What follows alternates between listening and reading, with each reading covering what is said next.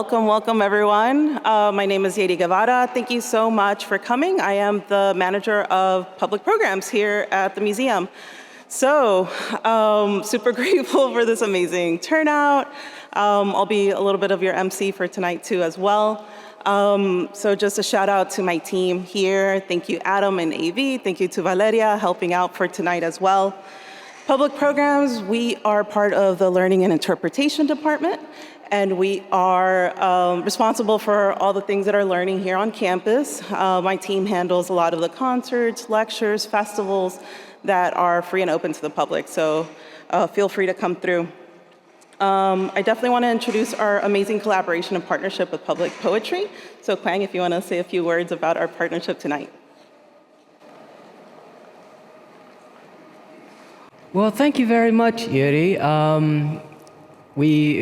I am Quang, Q-U-A-N-G, Executive Director of Public Poetry, and we're so excited to be collaborating this month and next month, July 10th, to bring local Houston poets to showcase their works and to highlight the unique exhibitions here at the MFAH. I love this place. I mean, I just arrived and they gave me a free complimentary pencil. So how could you not love that? I will be quick and just want to once again express my gratitude to the museum staff, to Yeiry, and to all the featured readers who I think embody this space well, particularly the themes of the artwork.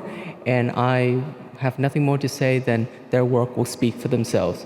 Thank you for being here.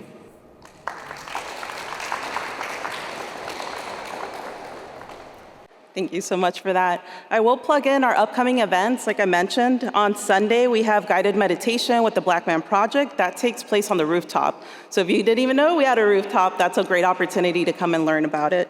So that's guided meditation, and then followed by bilingual yoga in the Sculpture Garden at 11 a.m. On view that we just opened up the shows, we have Picasso, Klee, and Matisse, masterpieces from the Museum Berggruen, so the amazing works of early modern century works. We also just opened up last week Hugh Locke as well, so it's a retrospective of the artists, these amazing installations and bodies of work. Highly recommend you all to check it out. And then speaking of Hugh Locke and Berggruen, we will have our next iteration of this series at those exhibitions. And so that will be taking place on July 10th and August 14th. Also in July, please come through for Loteria Game Night. We will have an amazing gameplay for 2 hours downstairs in the Wyatt Theater, and that is sponsored by H-E-B. So we have a lot of good H-E-B goodies like gift cards, because groceries are expensive, and a lot of other goodies to give away for that night. So that is all free, all ages, on July 23rd. So about the series. So the Writers Remix series is an interactive program to experience the museum's collection in a powerful new way through the written word. This series amplifies local, emerging, established, published, unpublished, working writers who are holding it down in the vibrant literary scene here in Houston. This program merges the visual arts and the literary arts in a very profound, refreshing way.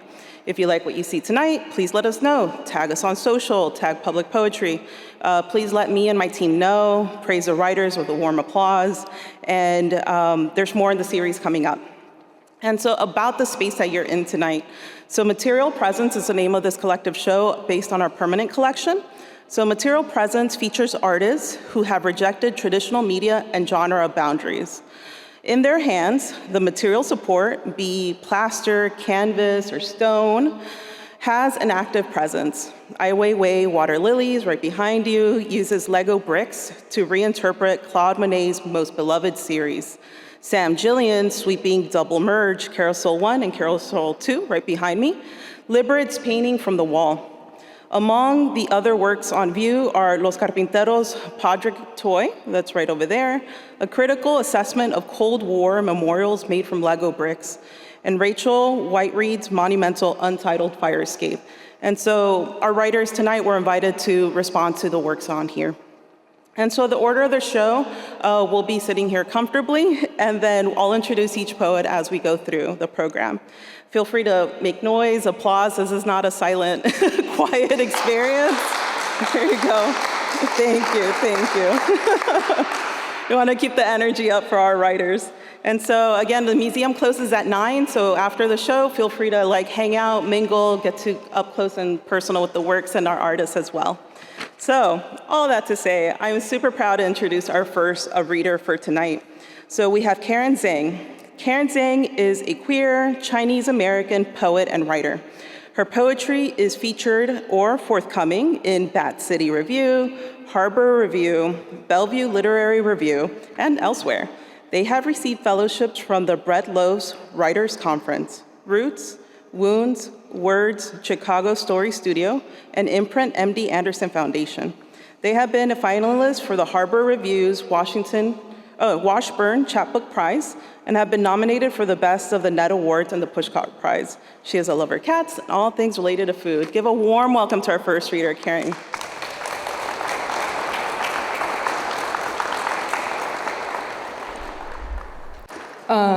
Before I start reading, I just want to say thank you, Yeiry and Valeria, Adam, all the team behind what made this event possible. I'm honored to be reading here tonight. The first few pieces I'll be responding to Rachel Whiteread's Untitled Fire Escape. First one was more like an introduction to the next two. Next two poems will be like companion poems. Right. Inside an apple.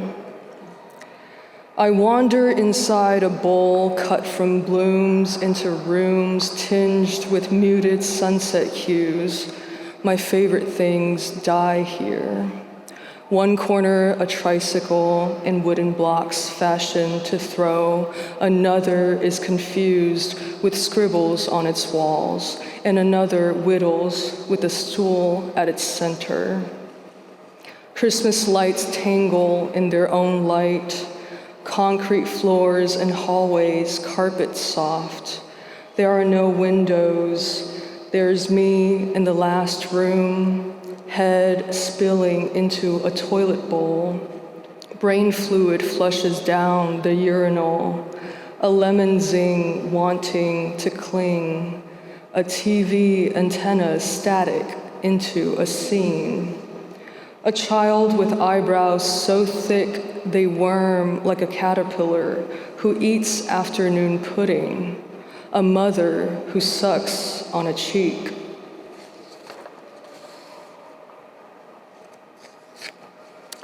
All right, this next one's called A Country Builds a Child. In reverse, out of dirt, out of street paved fresh, asphalt steam rises a mound of dumplings. Out of stairs, not yet seen the buttery light of a child's afternoon learning to play tag. Out of apples, unfit for a country's appetite. Out of glitter, a country's spit. These stairs make a child desperate and liquid.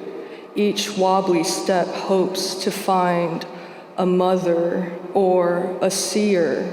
Instead, there's only a circuit that wires back to a country. Who chooses which door's key to leave for which child? Yet inside this maze, each door's lock is loaded, a warning to each fledgling wanting escape from the cage. Step by step, that child, whose child? A child is assembled with a smile.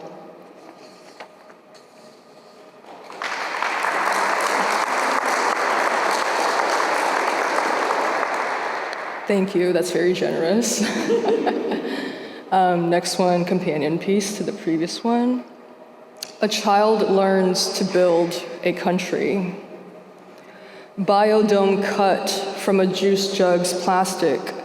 Uneven scissors barb its roof and spill the child's blood. Dirt from the front lawn, dirt from the backyard, dirt from a different border. From the child's throat, worms sniff their new cage. weeds here and there, and rocks the child struggles not to eat. Lastly, an apple not forgotten, and berries bred to poison. The child's blood weaves with water to nourish this biome. Earth's soil whisked in a mixing bowl, blurred, slurry, unconcerned with land. The worms drink to a new country and leach onto the apple. Their pellets plot to topple, straight through the child's mouth. A clue delivers the berries.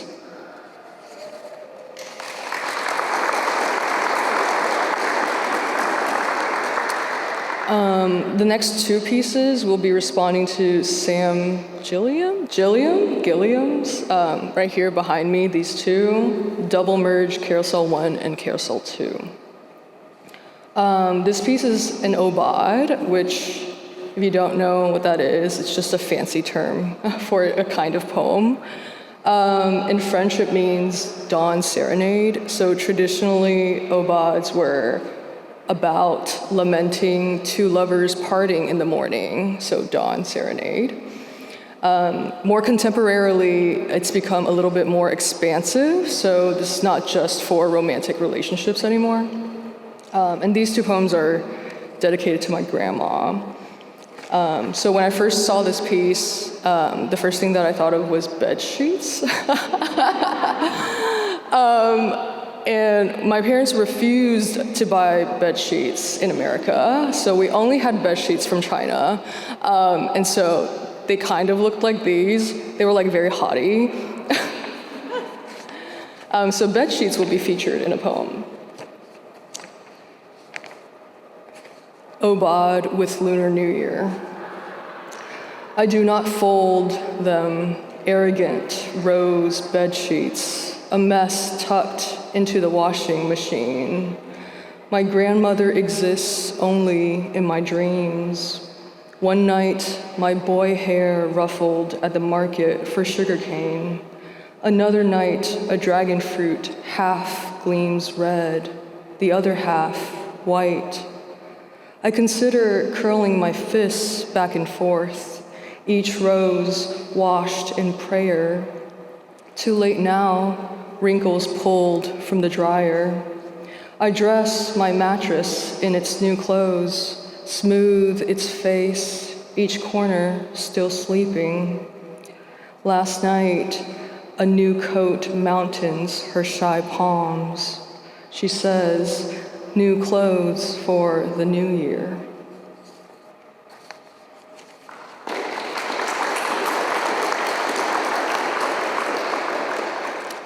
This last one's called 早市. On our skins, the air sucks sticky. Grandma still holds my hand. Outdoor market, the sun climbs slowly, and the street lamps aren't all working.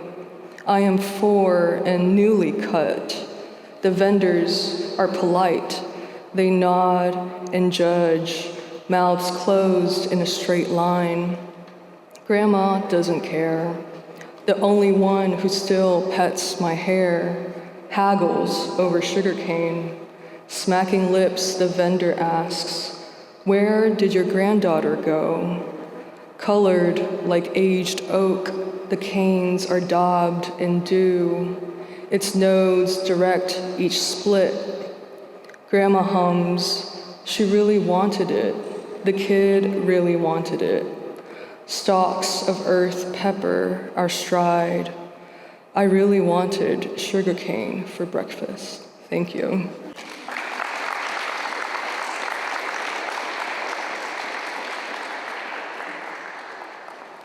Thank you so much, Karen. That was amazing. Super proud to present our second reader. So Hayan Charara is a poet, novelist, children's book author, essayist, and editor. His poetry books are These Trees, Those Leaves, This Fruit, This Flower, That Fruit, a finalist for the Kingsley Tough Poetry Award and Pulitzer Prize nomination, Something Sinister, The Sadness of Others, and The Alchemist's Diary. His debut novel, Hush, Little Children, was published in 2025. His children's book, The Three Lucies, received New Voices Award honor, and he edited Inclined to Speak, an anthology of contemporary Arab American poetry. Currently, he is a professor at the Creative Writing Program and the Honors College. So give a warm applause. Welcome to Hayan.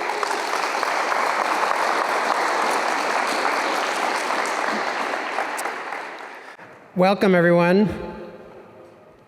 As mentioned, during the year, I'm a professor, and I'm usually, during the academic year, I'm usually on top of things. But once summer break hits, which starts 1st of May for me, I lose a few brain cells. So I either completely missed or just overlooked the option to write some poems or choose poems in reference to any of these artworks. So that didn't happen. However, so what I'm going to read are a handful of new poems that will be part of a new poetry book called F Word. And every poem, either in the title or in the body, uses a version of the F word. And I've seen this exhibit a few times, and I'm 100% sure every single one of these artists, especially the two that worked on the artworks on that have the Lego pieces, probably muttered a number of F words during the making of these pieces. So they're all intimately tied to the works in that way. Anyhow, so thank you for coming out to the museum and hearing us read, and appreciate the invitation to do this and the honor of reading with my fellow poets. This first one is titled Stay in Your Lane. I was driving alongside others on the freeway, and some of them must be prone to the perilous, and some, when they tilt their heads to see me, must also think the same. When the guy next to me came close, the distance between us fraught. The sky was clear, the sun high above the hills, the trees still with color, and I said to him, but really because he could not hear, I said to myself, "Move over, asshole." I felt nothing like doubt or remorse, not after passing him, not after his reflection vanished behind me. Closer to home, I remembered saying to another who had swerved precariously and who also could not have heard, "Wrong lane, fuckface." And even then I felt nothing like regret or shame or guilt or disgrace. But I did say to myself, as I usually do, I try. God knows I try. Thank you.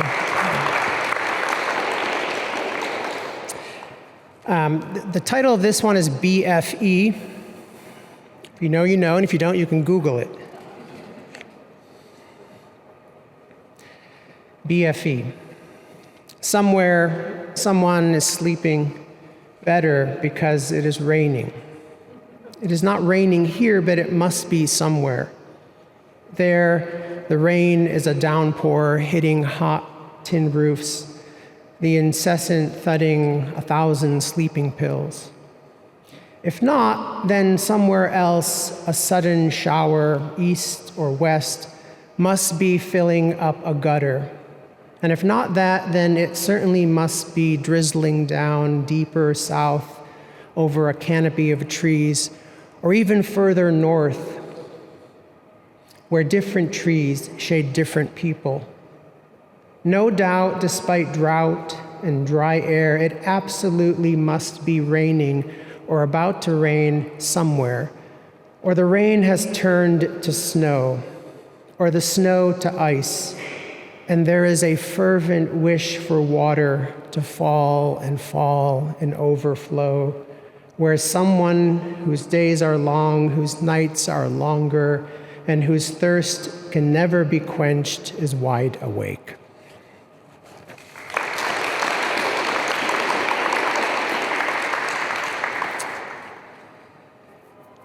WTF is the title of this poem. I was solicited to send a poem in for the Poem a Day series, which is something the Academy of American Poets publishes. I've been in it a few times.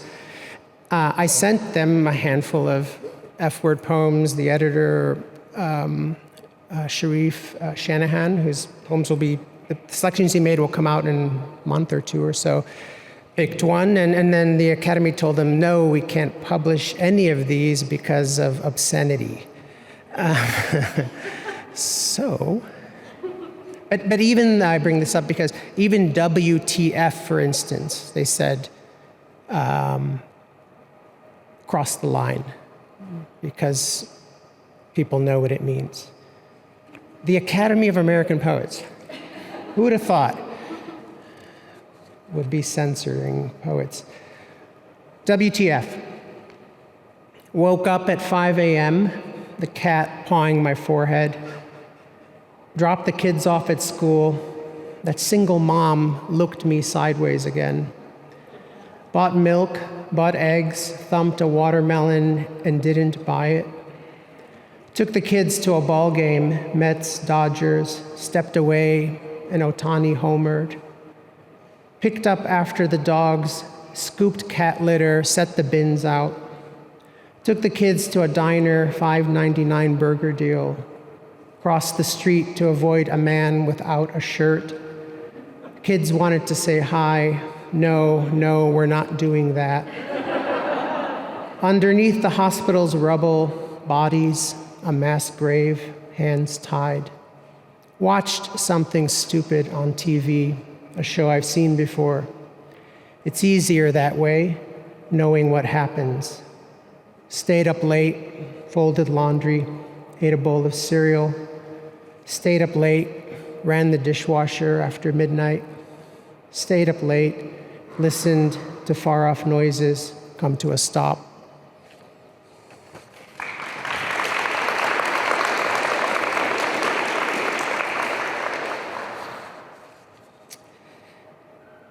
This is titled All the Reasons, and it's for Erica, who I love very much.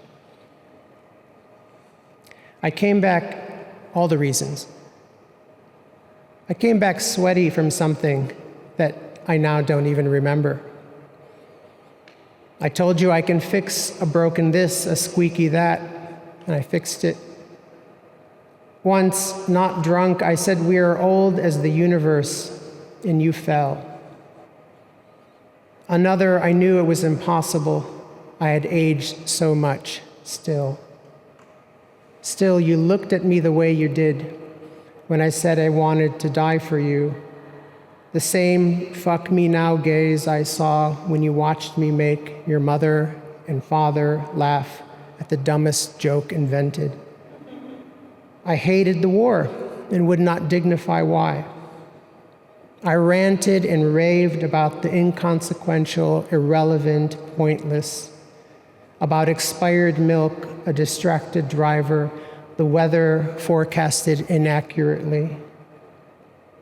Then there was the time after you fell asleep in the bathtub. I dried you off, put my smooth palm against your wrinkly fingertips. You said, for a moment, just a moment, you wanted to know what it was like to sink. And I lied and said, everybody asks that at least once a lifetime.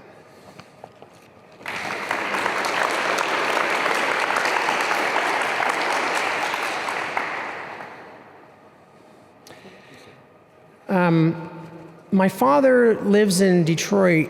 It's where I grew up, where I was born and grew up. He was born in a small village in southern Lebanon, and he came to the United States in 1967 to Detroit, the summer of the Detroit insurrection, which he didn't think much of, and I don't. There were things happening in his country. The Civil War wasn't yet full-fledged, but maybe that's why. Anyway, he's 87 years old now, and he has dementia. But he left his home, moved back to his home in Lebanon, and he had to leave it during the pandemic. Not because of the virus, but because he was getting old and driving into people constantly, into other people's cars, and couldn't take care of himself, so my family brought him back to the States. He's back in Detroit. About a few months ago, his home was blown up by the Israeli armed forces. My 80-some-year-old father's empty home was destroyed for supposedly hiding terrorists. So this poem is called Translation, and it's about my father. Get out of here, my father said to men and women he wanted gone from his world. By his world, I mean the beer and wine store he built and ran in Detroit. And by beer and wine, I mean the convenience store he wanted to call father and son, but went with beer and wine, which is also the prison he made for himself. Get out of here, he told the kids with not enough money, and the men buying quarts and 40s before and after their shifts at the factory, and the women who came to complain to him about their men. Get out of here, he said to them. And by that he meant, get the fuck out of here. By here he meant the store, but also his face, his life, and maybe his world. When he says it now, he says, I want to get out of here. By here he means your world, not his. When he says my world, he means my home. He means where he was born.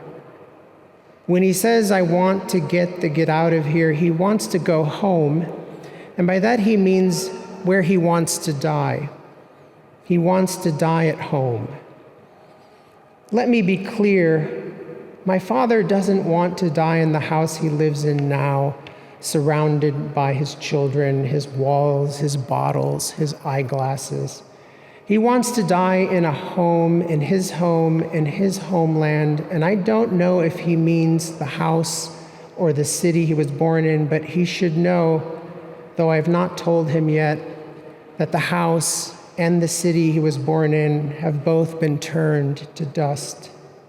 And by turned to dust, I mean obliterated. And by obliterated, I mean bombed to oblivion.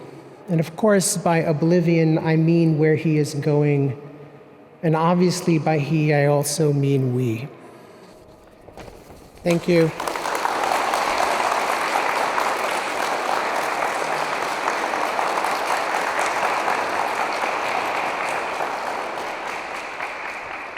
Amazing. Thank you so much. We're halfway through. How do y'all feel? Do y'all want some more? Yes? Yeah? Okay. Good to know. It is an absolute pleasure to welcome our third reader for tonight, Joshua Burton. He is a poet, educator from Houston, Texas, and he received his MFA in poetry at Syracuse University. His chapbook, Fractured Anthology, is out with Ethel Press, and his debut poetry collection, Grace Engine, is out with the University of Wisconsin Press. He is a Tin House Scholar, a 2023 Elizabeth George Foundation grant recipient, and a Writers League of Texas Book Awards Discovery Prize winner. So give a warm round of applause to Joshua Burton.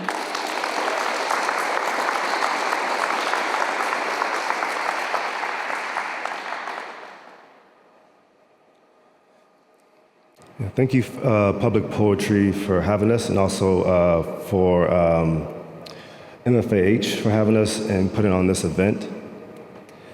I have two poems I'm going to read. They're kind of on the longest side. So the second poem is going to be connected to this room, an art piece in this room. The first poem is, both are kind of longer. The first poem is in two sections. As below. 1. You held the stars over your head like you lived in karma. You willed your reason into reasoning. Freedom isn't freedom. Way, way down there, there's a ceiling that closes and opens with the firmness of a faucet. Even when you assume no one is watching, there's a halo, a shadow above you, marking down all of your inadequacies of the day. Even without a family member to witness, whenever I break my toys by accident, I would feel the room narrow, feel the need to hide its too many parts behind the couch cushions or behind the TV stand before anyone saw. The sickness in every family member forms at age 3 and manifests as their first verbal outburst. I don't prescribe to the notion that anyone is good, but I wanted to hold it a little longer. Back then, the stars would rarely hide from us, face us like every mirror. If we were to see it unbroken, we would see our future selves and still be bereft by our inability to walk straight. The stars don't want to hurt you, but they have to. They must pass the buck before God. What will come of our children then? My mother would cover my eyes at the nude bathing scene in the film. She would cover my hand while pointing at the graves. She would pull the cover over her head to hide from me during play or exhaustion. She never had protection. She writes to Nettie, too. Before God levitated Pastor Jackson above himself, he resisted, wanted to stay inside his shoes, tried to eat something to ground the shade of him.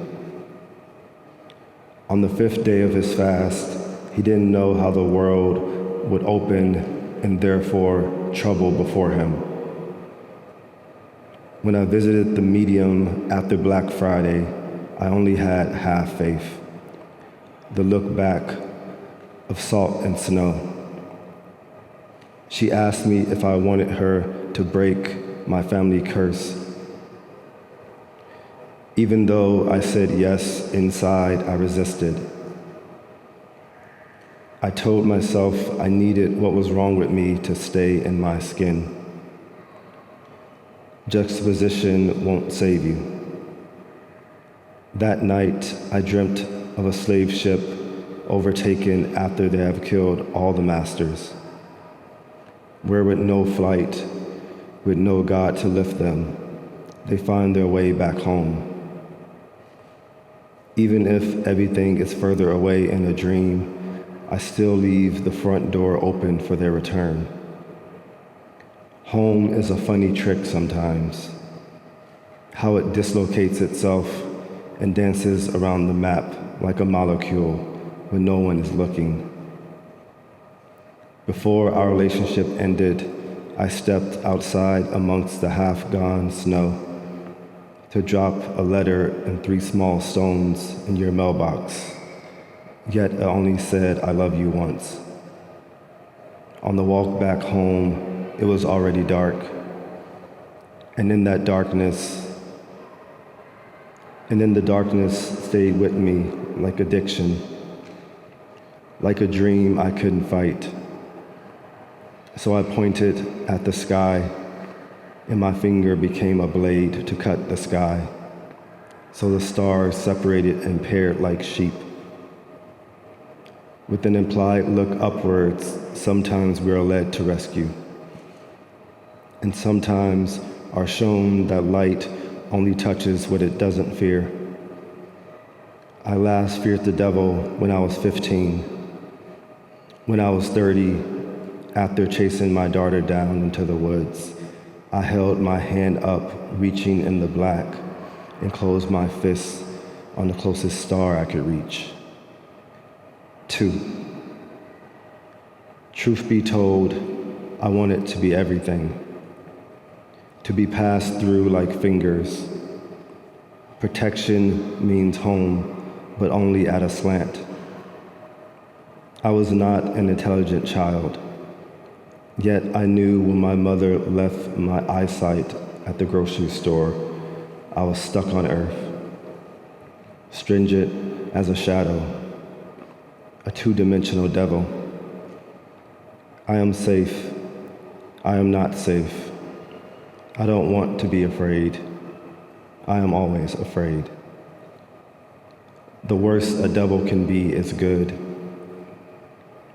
In the 10th dimension, there is no inside or outside, but there's a way in which up and down ruptures and reveals its secret. When everyone is pulled through the ceiling, through the sky, or pulled down beneath the floor, beneath the roots, beneath the earth, I am still, feet flattened on the ground, hoping to tether them to me. The blood above me, above the rim of the door, is still wet and drips till it's under my feet. Herod Jacob's garret saved her, but his creak sounds like a curse to me. I know I said yes, but I'm at the edge of myself again. And again, the worst I can be is safe. Away step inside where there is no inside. As in, how home are you to you? As in, when my aura lifts above me, it deepens. It depends on how far up I'm willing to let go of. Maybe what I'm trying to describe is a circle. Not eternity, but entirely. The pruning of a ladder so that leaven returns. What are constellations but a set of commands? What is blackness but a reflection of the sun?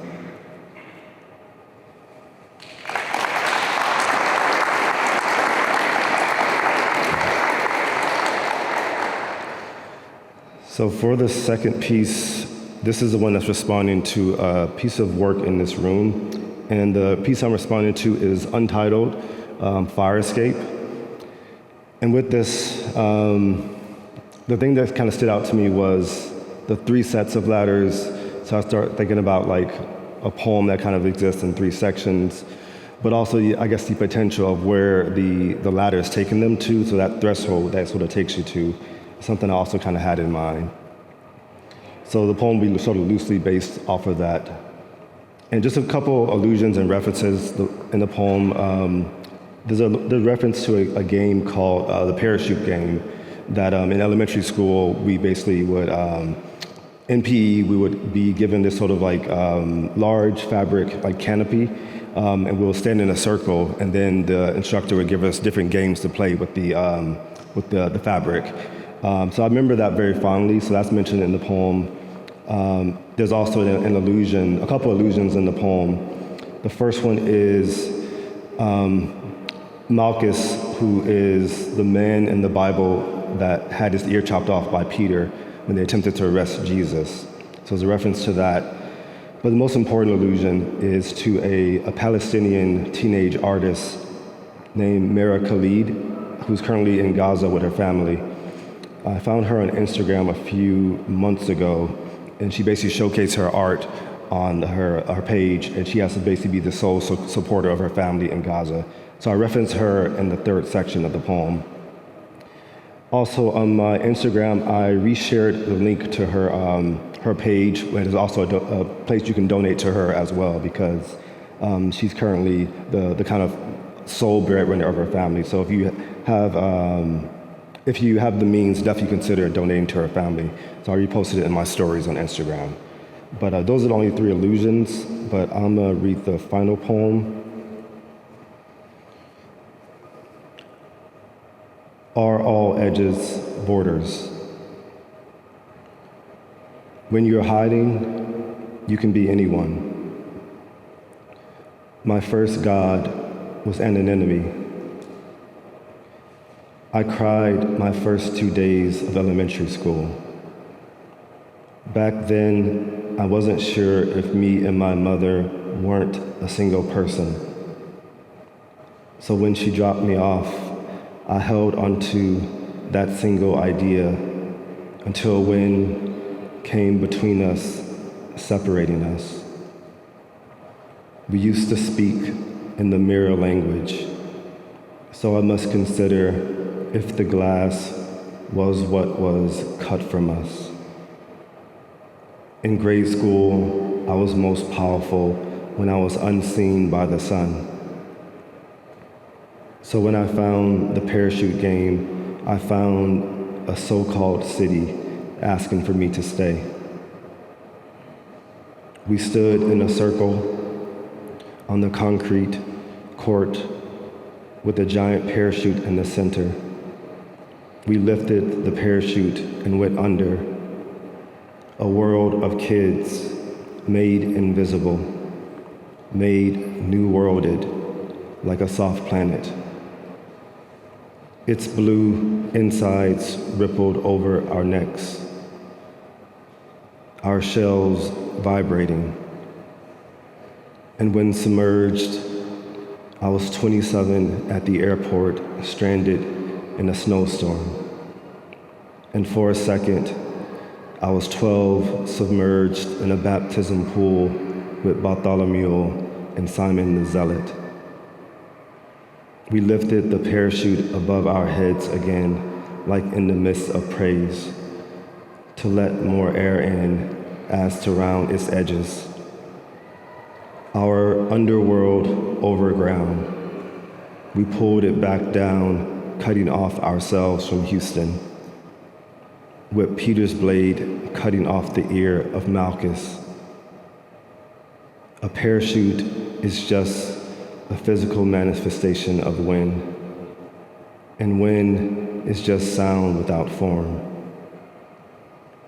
When children reach a certain age, they stop hearing God. When men reach a certain age, they become soldiers. Soldiers, too, are like magicians, how they can turn a land into their own, turn a body part into a crescent field. Though often mistaken for a soldier, Malchus was a servant with an equal amount of allegiance to the state. Peter's blade swung to the servant's ear, severing time from its invisible cord. Whether before or after touched by Jesus, one's able to see. Where for a falling moment from the river to the sea catches the ear as with an invisible net. The air above and beneath the ear sees what a release sees. What grows in Gethsemane have all gathered to witness, to hear the welling to come. And they are displeased. And the olive tree's stone fruit hits the ground before and after the ear does. Time is the final metaphor we must conquer. With the ear flattened like a foot, these people could have been myths if they didn't actually happen. Yes, I too must ask forgiveness for the welling. I want what touched the ear to touch the skulls, putting a little Lazarus in their touch. But that's not here. Here, take Mira Khalid at 18 in Gaza. In her world tent, she is an apothecary with paint. And yes, it is a lot to carry, but she hears what the saints could not. Cut off from the air, children like this shall never be afraid of the devil. Even the shadows can't occupy her space. Thank you.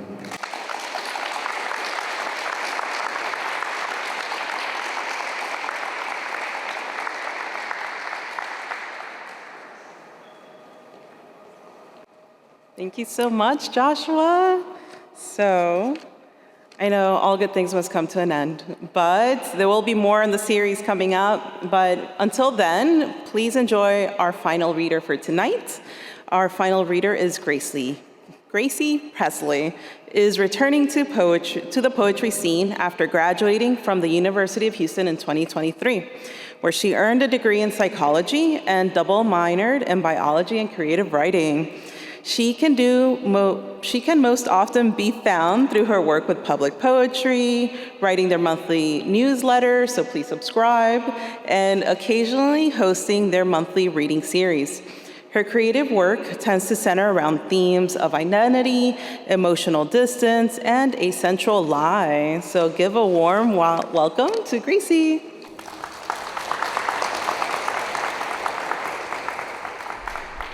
Hi, good afternoon, everybody. My first poem is very different than all of the other pieces that I will read today, and I really just hope that it makes you laugh. This is called At a Poetry Reading. This girl keeps kicking my chair. Without sense or rhythm, I vibrate to her eclectic beating. Her laugh is light and lilting and happening at the wrong time in the poem. I shift up in my seat. God, I need to pee, but the next poet is already speaking. They are part of the Asian diaspora. Their story is so different to mine, yet I will still compare myself to them.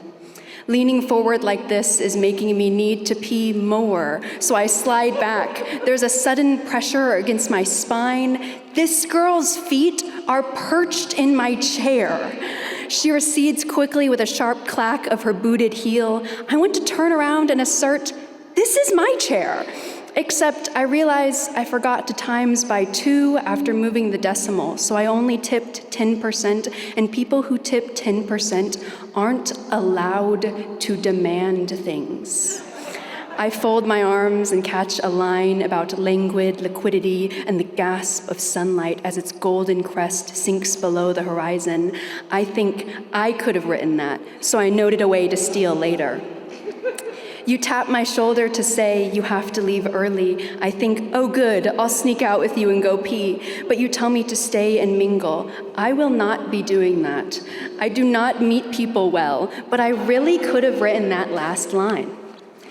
You sneak out the back door, and I am now left with the girl who is humming performatively, who hums at the title. Soon we're clapping, and that was actually a great final line.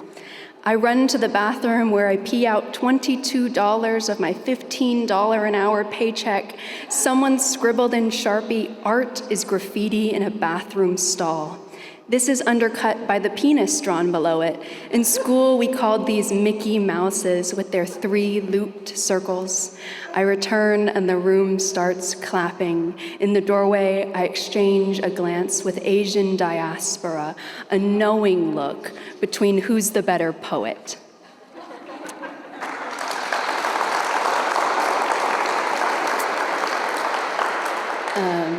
This second piece is not one of my own.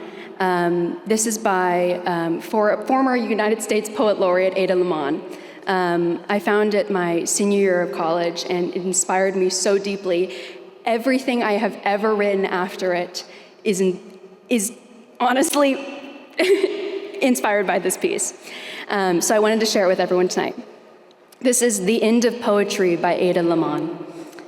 Enough of Usos and chickadee and sunflower and snowshoes, maple and seeds, samara and shoot, enough chiaroscuro, enough thus and prophecy and the stoic farmer and faith and our Father and 'tis of thee, enough of bosom and bud, skin and God not forgetting and star bodies and frozen birds, enough of the will to go on and not to go on, or how a certain light does a certain thing sitting, enough of the kneeling and the rising and the looking inward and the looking up, enough of the gun, the drama, and the acquaintance's suicide, the long-lost letter on the dresser, enough of the longing and the ego and the obliteration of ego, enough of the mother and the child and the father and the child, and enough of pointing to the world, weary and desperate, enough of the brutal and the border, enough, can you see me?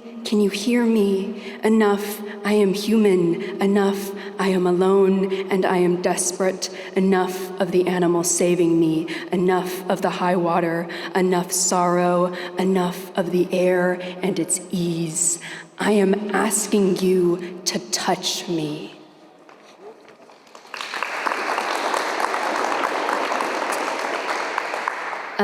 This next poem is called Lately I Feel Like Nothing.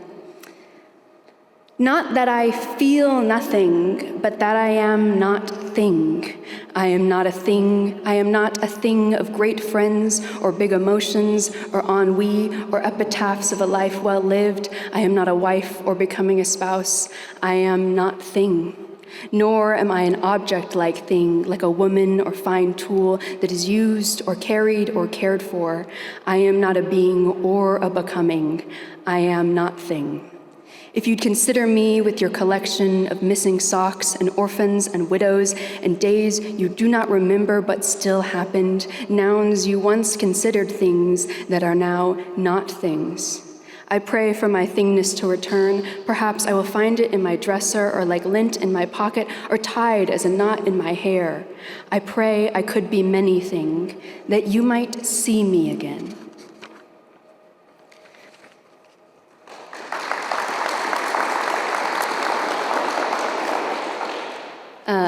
This next piece is called The Final Day You Loved Me. You would not look at me. I told you to pose against the wooden railing, the sun against your back, the sea behind mine. Your eyes were drawn beyond to some shimmering thing. We met in a time when people didn't know words like COVID or Melania, and we found ourselves telling a story through red envelopes during Chinese New Year.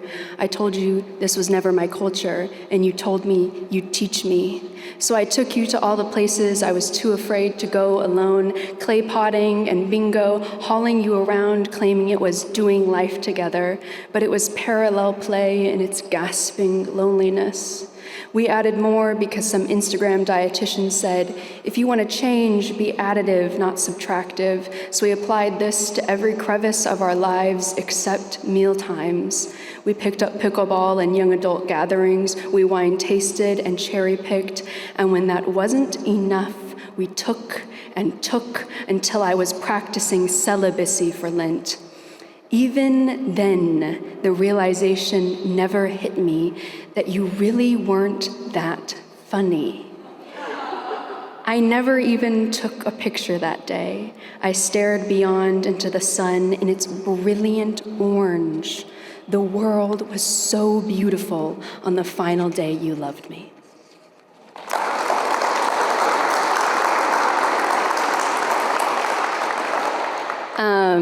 This is my last piece tonight. I would just like to thank everyone so much for being here. This is called, I Ask You What You Want to Do This Summer. I ask you what you want to do this summer because I know you'll ask it back, except when you do, I suddenly realize I am about to lie. These are the things I will not say. I want to take you to the art museum. I want to show you the tapestries on the wall. I want to teach you the meaning of the word triptych and frame rabbit and impasto. I want to read you Emily Dickinson. The sea. I want to know these words with you. I want you to think that my way of seeing the world is the most beautiful way. I want you to chase wonder and wonder, is she thinking about me? I want you to touch me. I want to run my fingers against the grain of your arm. I want to lay my hand on your knee. I want to drive you anywhere. I want to smell your sweater. I want you to smell your sweater just to see if it smells like me after I've worn it. I want to be a good person for you. You are such a good person. And I want to tell you that I want to love you, not the you that I write, not the poetic you. I want the you unimagined. I want the you created by the Creator. I will think all of this and lay a lie that lands dully on my tongue, because the truth is, all I want is your material presence. Thank you.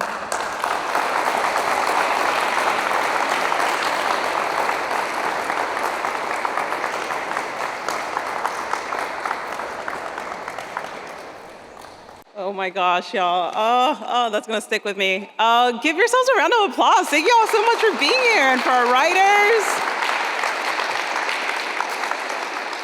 I had a blast. I hope y'all did too. Please follow along the series. Updates are on our website, it's on Public Poetry's. Please tag us, let us know what you thought. All of our other events are on the website calendar specifically. We also have a mailing list. So thank you so much for being here. The next one is July 10th, and I hope to see everyone there. Thank you so much. Have a good night.